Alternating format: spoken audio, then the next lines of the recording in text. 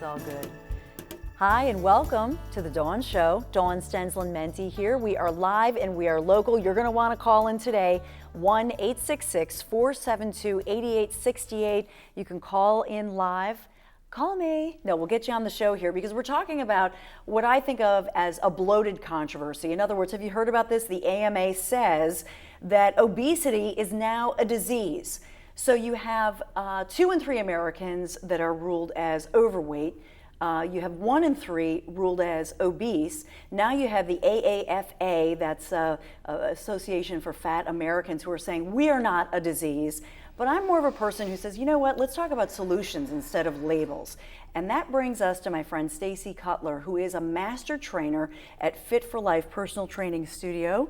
Hi. Hello, how are you? I'm doing great. It's good to have you here. I'm excited to be here.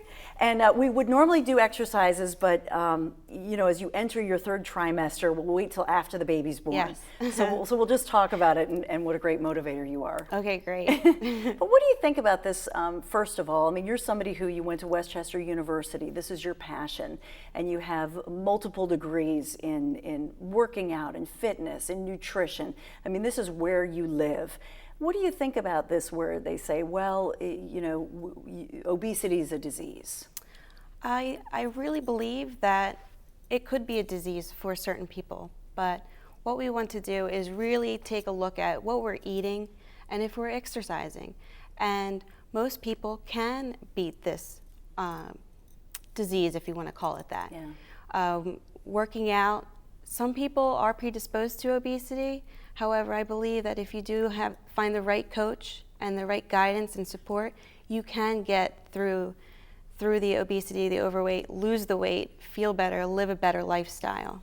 Yeah, and that's my whole thing is that I think it comes down to money, the AMA with their doctors, and so what they're trying to say is, well, if it's a disease, we can get it covered. Right. And I understand that, but I think that all the labels can be a problem too. Obesity is probably a symptom of other things that you're talking about. I mean, if you're predisposed, if you have hormonal issues, if you're a night shift worker and you're stressed out, yes. You know, all of that can lead to obesity. So I think you're a person who gets to the root of it, and you believe no matter what somebody's issue is, you can help them beat it. Yes, I think if you have the right tools, the right guidance, you can do it. You can do the exercise, and also with nutrition, we can beat the war on obesity without drugs. Yeah, without drugs and without labeling everybody and making us feel any worse. And right. For me, I mean, you know my story, Stacy, and you know my story that I was, after having babies and fertility treatments and lots of miscarriages and health problems, I mean, we've all been through this, or a lot of us have. So I lost 40 pounds about 3.5 years ago, and I've kept it off. So you can do it if that's you. And I love people like Stacy who can motivate people. And during the show, we're going to talk to some people. But first of all, I want to get to the motivation. How do you motivate somebody? Because it's discouraging.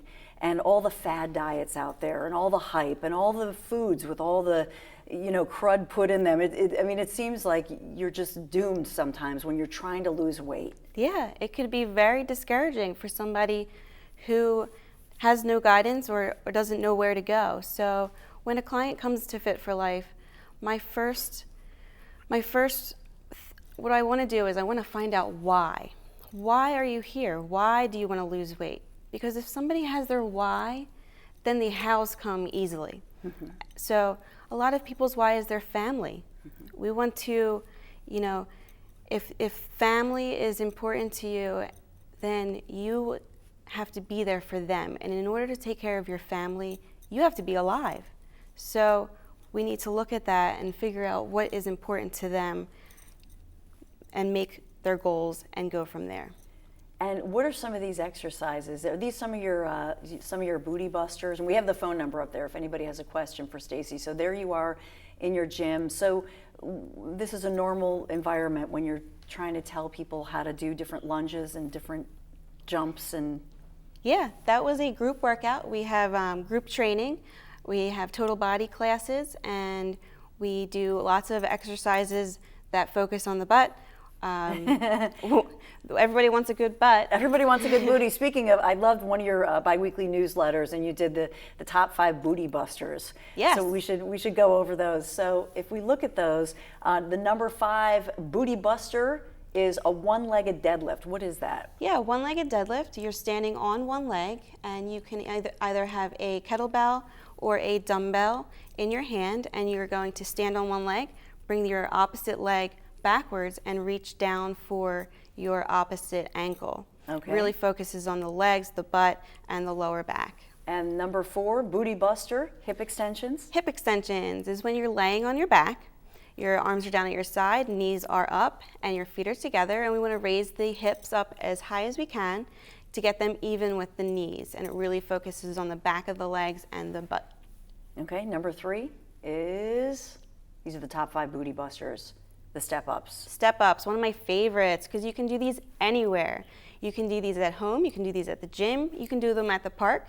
You just have one leg up on a bench or a chair, and you step up with the other leg. Okay, number 2 is lunges. Lunges, another one of my favorite.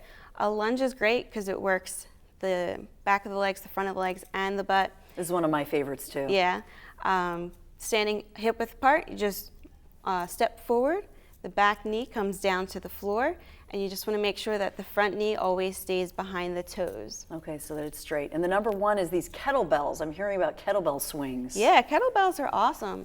This is pretty much a total body exercise. We want to get the hips involved, so the hips actually use the momentum to bring the kettlebell up to about shoulder height, and really focuses on the core and the hips and the butt.